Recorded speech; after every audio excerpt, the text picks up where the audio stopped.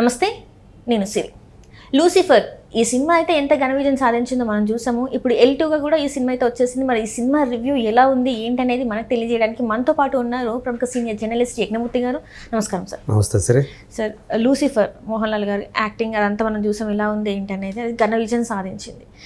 ఇప్పుడు L2 ఎంపురాన్ వచ్చింది. ఈ సినిమా ఎలా ఉంది ఏంటి? ఎందుకంటే దీని మీద కూడా చాలా హోప్స్తోనే వచ్చింది ఈ సినిమా. మరి ఎలా ఉంది సార్ ఇది? దాదాపు ఒరిజినల్ వచ్చినటువంటి అంటే ఫస్ట్ ఫిల్మ్ని ఒరిజినల్ అని చెప్పుకోవడం ఆనవాయితీ. దాదాపు 6 సంవత్సరాలు తర్వాత ఇప్పుడు దాని సీక్వెల్ అనేది మన ముందుకు వచ్చింది ఈరోజు. సో దీనికి ఎంపురాన్ అనే టైటిల్ పెట్టారు. కాకపోతే లూసిఫర్కి సీక్వెల్ కాబట్టి L2 అని పెట్టి L2 ఎంపురాన్ అనే టైటిల్ తోటి ఈ సినిమా మన ముందుకు వచ్చింది.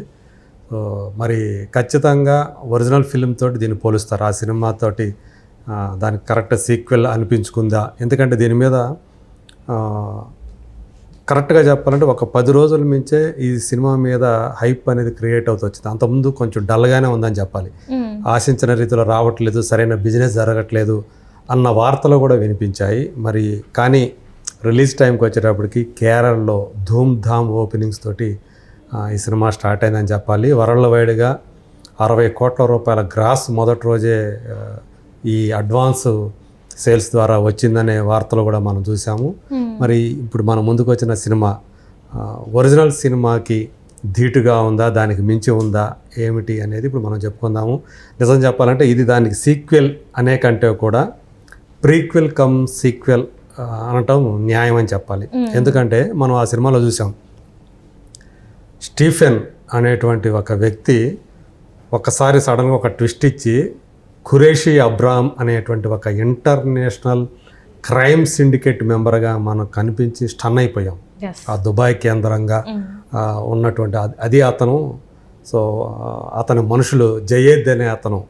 సో ఒరిజినల్లో ఆ క్యారెక్టర్ని పృథ్వీరాజ్ చేశాడు. అదే క్యారెక్టర్ని తెలుగు వర్షన్ వచ్చినప్పటికీ గాడ్ ఫాదర్లో చిరంజీవి గారి దాంట్లో సల్మాన్ ఖాన్ చేశాడు. సో మరి ఈ సినిమాకి వచ్చేటప్పటికి మరి మోహన్ లాల్ చేసినటువంటి రోల్ ఏదైతే ఉందో స్టీఫెన్ కమ్ ఖురేషీ అనే రోలు ఆల్మోస్ట్ అంటే 55 నిమిషాల తర్వాత వస్తుంది, ఎంట్రీ ఇస్తుంది. అప్పుడు దాకా ఏంది ఇంకా ఎప్పుడు వస్తాడు మోహన్ లాల్, ఎప్పుడు వస్తాడు అని చెప్పి కనిపించడు. సో స్టార్టింగ్ అంటే మొత్తం అంతా కూడా మనకు తెలుసు. అంటే తెలుగు వర్షన్ గురించి మాట్లాడలేదు నేను, ఒరిజినల్ లూసిఫర్ ఏదైతే ఆ వర్షన్ గురించి మాట్లాడితే అందులో స్టీఫెన్ ఒక రామ్దాస్ అనే అతను పెంచినటువంటి ఒక అబ్బాయిగా, ఒక అనాథ అతన్ని రామ్దాస్ అనే ఆయన పెంచాడు. కేరళ ముఖ్యమంత్రి అవుతాడు అతను, తెలుసు మనకు రామ్దాస్. అందు గురించి అతనంటే ప్రియదర్శినికి గిట్టదు. చిన్నప్పటి నుంచి అతను ఎందుకు తండ్రి అబ్బాయి మీద అంత ప్రేమ చూపిస్తున్నాడు ఏంటి అనేది ఒక రకమైనటువంటి యావర్షన్ పెంచుకుంటుంది. సో చివరిలో భర్త వల్ల అంటే రెండో భర్త వల్ల ఆమె ఎలా అన్యాయానికి గురవుతుంది, చివరికి తన కూతుర్ని అతను చెరబట్టడానికి ప్రయత్నిస్తాడనే సంగతి తెలిసిన తర్వాత అప్పుడు స్టీఫెన్ సాయం కోరుతాడు. ఇదంతా మనం చూసాం అది. సో అప్పుడే వాళ్ళిద్దరి మధ్య మళ్ళీ ఒక అనుబంధం అనేది ఏర్పడుతుంది. మొదటి నుంచి ప్రియదర్శిని అంటే స్టీఫెన్కి చాలా అంటే ఒక తను గార్డియన్గా ఫీల్ అవుతాడు ఆ కుటుంబానికి. రామ్దాస్ చనిపోయిన తర్వాత ఆ మాత్రం ద్వేషిస్తూ ఉంటుంది. కానీ ఎప్పుడైతే తను ఆ భర్త నుంచి, రెండో భర్త నుంచి తన కూతుర్ని కాపాడి తనని కాపాడతాడో అప్పటి నుంచి కూడా ప్రియదర్శినికి అతనంటే ఒక గౌరవభావం ఏర్పడుతుంది. అలాగే ఆమె తమ్ముడు జతిన్, అతను US నుంచి వస్తాడు. అతనికి అక్కడ ఒక రిలేషన్ ఉంటుంది, వేరే ఒక అమ్మాయితో బంధంలో ఉంటాడు. ఇక్కడికి వస్తాడు. రాజకీయాలు అతనికి ఏం తెలుస్తుంది ఏంటి అనుకుంటే చివరిలో అతను ఒక జలక్ లాంటిది ఇస్తాడు, అంటే తను రాజకీయాలు తెలుసుకుంటాడు అనేది. ఇప్పుడు అతను కేరళకి ఎంపురాన్లో ఒక యంగ్ డైనమిక్ సీఎం. మరి కానీ అతని మంత్రివర్గంలో ఉండేవాళ్ళు, సహచరులు, వీళ్ళందరూ కూడా కొంతమంది విపరీతమైనటువంటి అవినీతి పరులు ఉంటారు. మరి వాళ్ళతోటి అతను ఎలాంటి చిక్కులు ఎదుర్కొన్నాడు? అక్కడి నుంచి ఖురేషీగా వెళ్ళిపోయినటువంటి అతను స్టీఫెను మళ్ళీ ఏ పరిస్థితుల్లో మళ్ళీ వచ్చాడు, ఏం చేశాడు, అతని బాల్యం ఏంటి? సో అతను బాల్యంలో ఉన్నప్పుడు ఎలాంటి ఇక్కట్లు పడ్డాడు, ఎందుకని అతను ఒక ఇంటర్నేషనల్ క్రైమ్ సిండికేట్ వైపు వెళ్ళిపోయాడు, వీటికి సంబంధించినటువంటి వివరాలు మనకు ఫస్ట్ దాంట్లో తెలియవు. ఈ సినిమాలో మనకి అవన్నీ కూడా చాలా వరకు చూపించాడు. అయినా ఇంకా అసంపూర్తిగానే ఉంటుంది. సినిమా చూసిన తర్వాత ఇంకా తెలుసుకోవాల్సి ఉంది మనం స్టీఫెన్ అలియాస్ ఖురేషీకి సంబంధించినటువంటి కథ అని. ఈ సినిమా సంబంధించి అదే మనం చెప్పుకున్నట్టు ఆల్మోస్ట్ 55 నిమిషాల తర్వాత మోహన్ లాల్ ఎంట్రీ వస్తుంది. అప్పుడు దాకా ఆ సినిమాని మనం భరించాలి. కొంచెం అంటే కొంచెం ఓపిక కావాలి. ఆ స్క్రీన్ ప్లే అనేది కొంచెం డల్ అయిపోవడంలో బలహీనం అయిపోవటమే. సో మోహన్ లాల్ వచ్చేంత వరకు కూడా మనం అది ఫీల్ అవుతాం. అది ఏందో సాగదీస్తున్నారు ఏంటి, ఎందుకు డైరెక్టర్ ట్రై చేస్తున్నాడు. మనకు తెలుసు ఈ సినిమాకి జయద్ క్యారెక్టర్ పోషించినటువంటి పృథ్వీరాజ్ సుకుమార్నే ఈ సినిమా డైరెక్టర్. ఒక విజువల్ గ్రాండియర్ తోటి ఈ సినిమాని రూపొందించాడు. నిర్మాణ విలువల పరంగా చూసుకుంటే చాలా హై స్టాండర్డ్స్ కనిపిస్తుంది. సినిమాటోగ్రఫీ కానీ సుజిత్ వాసుదేవ్ సినిమాటోగ్రఫీ, అలాగే దీపక్ దేవ్ అనుకుంటా మ్యూజిక్ డైరెక్టర్. అంటే మోహన్ లాల్ ఎంట్రీ సీన్ ఉంటుంది, గూస్ బంప్స్ అంటాం కదా, అలాంటి గూస్ బంప్స్ వస్తాయి.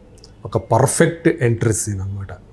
సో మనం కోరుకుంటూ ఉంటాం, ఏంది ఇంకా రాలేదేంది, ఇంత ఇదవుతూ ఉంటే ఇక్కడ తమ్ముడు ఎంత ఇదవుతూ ఉంటే, ఆ ఫ్యామిలీ ఎంత ఇదవుతూ ఉంటే ఎందుకు ఇంకా ఎంట్రీ ఇవ్వట్లేదు అంటే అక్కడ దాకా తీసుకొచ్చి మనలో ఒక బాయిలింగ్ పాయింట్ అనమాట తీసుకొచ్చి అప్పుడు ఖురేషీని అలియాస్ స్టీఫెన్ని రంగప్రవేశం చేస్తాడు.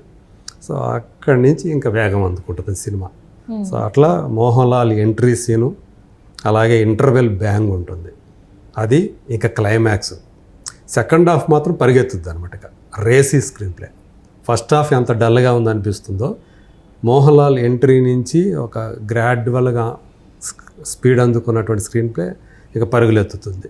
క్లైమాక్స్ ఒకటి ఈ సినిమాకి మెయిన్ ప్రధానమైనటువంటి హైలైట్. ఈ మూడు అంటే Mohan Lal entry, interval bang, climax. అలాగే ప్రియదర్శినికి ఖురేషీకి స్టీఫెన్కి మధ్య ఉండేటువంటి ఒక భావోద్వేగ అనుబంధం ఏదైతే ఉందో అదొకటి.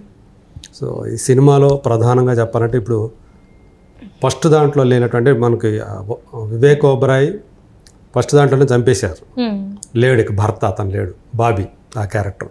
సో ఈ సినిమాలో కూడా అమ్మాయి జాన్వి ఉంటుంది, ప్రియదర్శిని జాన్వి. మంజు వారియర్ ఆమె పేరు ఏదో అబ్రహామనో ఏదో వస్తుంది ఆ అమ్మాయి. వాళ్ళందరూ కూడా మంజు వారియర్ స్క్రీన్ టైము కొంచెం తక్కువైనప్పటికీ కూడా ఇద్దరిది కూడా మోహన్ లాల్ చూసుకుని మరి 55 నిమిషాల తర్వాత వస్తుంది. కాకపోతే ఈ సినిమా దాదాపు 3 గంటల సినిమా కాబట్టి కొంచెం మనకి లెంగ్తీ అని అనిపిస్తుంది. ఆ ఫస్ట్ హాఫే లెంగ్తీ అనిపిస్తుంది. సో ఇద్దరూ కూడా మంజు వారియర్, మోహన్ లాల్ తన ఎంట్రీ దగ్గర నుంచి సినిమా మొత్తాన్ని కూడా తన షోల్డర్స్ మీద సినిమాను మోస్తాడు.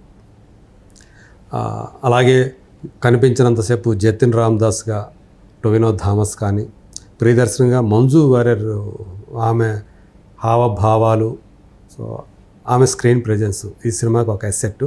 కొత్తగా ఈ సినిమాలో అభిమాని సింగ్ అతను వస్తాడు. సో అతని వల్లే జతిన్ రామ్దాస్ చిక్కుల్లో పడతాడు. అతను ఒక కరప్టెడ్ పొలిటీషియన్ అభిమాని సింగ్. అలాగే ఇంకొక ఎరిక్ ఎబోని అని చెప్పేసి కబుగా అనుకుంటా ఆ క్యారెక్టర్. అంటే అతను కూడా ఇతనిలాగే ఖురేషీలాగే క్రైమ్ సిండికేట్లో మెంబర్. వీళ్ళిద్దరూ కూడా విలన్గా కనిపిస్తారు. వీళ్ళు కాకుండా రెడ్ డ్రాగన్ సింబల్ తోటి ఒక రహస్యమైన విలన్ ఒకరు ఉన్నారు. అతన్ని మనం రివీల్ చేయాలి. అతన్ని బహుశా లూసిఫర్ థర్డ్లో ఆ విలన్ ఎవరో మనకి రివీల్ అవుతాడేమో మరి తెలియదు. సో ఆ రెడ్ డ్రాగన్ సింబల్ మనకి బాబీ దగ్గర కూడా కనిపిస్తుంది.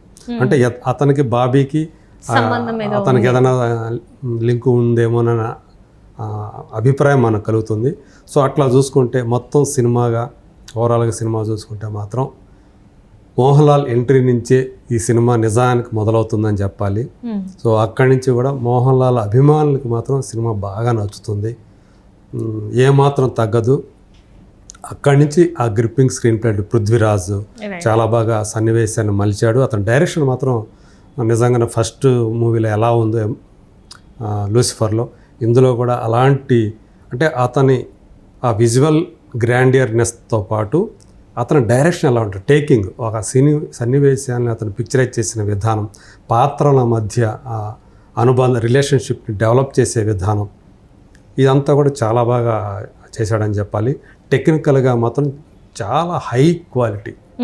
సో అంటే ఇది నా కేరళలో ఐమాక్స్ మొట్టమొదటి మలయాళ సినిమా ఐమాక్స్ వర్షన్ రిలీజ్ అవటం అనేది అవునా? ఇప్పుడు దాకా లేదు అది. అలాగే ఇంకోటి ఏదో ఉంది, ఇంకో వర్షన్, 2 వర్షన్లో ఇది రిలీజ్ అయింది. సో అట్లా టెక్నికల్గా చాలా హై స్టాండర్డ్స్ తోటి ఈ సినిమా ఉందని చెప్పాలి. సో ఓవరాల్గా ఈ సినిమా అంతా చూసిన తర్వాత అవుట్ ఆఫ్ ఈ సినిమాకి బ్యాక్ డ్రాప్ అంటే ఫస్ట్ హాఫ్ అన్ అవర్ అంటారా, ఇంకేం లేదంటారా సినిమాకి బ్యాక్? మనం మొదటి సినిమా చూసాం కాబట్టి దాని కొనసాగింపే ఉంటుంది ఇది. కాకపోతే దీనికి ప్రీక్వెల్ సీన్స్ ఉంటాయి. అంటే స్టీఫెన్ ఖురేషీగా ఎలా మారాడు అవన్నీ కూడా ఈ సినిమాలో మనం చూస్తాం. అలాగే ఆ రాజకీయ పరిస్థితులు సో ఎలా ఎదుర్కొన్నాడో, పొలిటికల్ అట్మాస్ఫియర్ అంతా కూడా ఈ సినిమాలో కనిపిస్తుంది.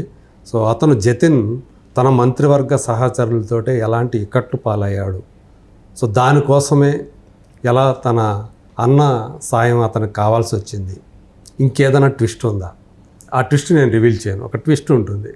సో ఆ ట్విస్ట్ చేస్తే అది నన్ను గందరగోళం.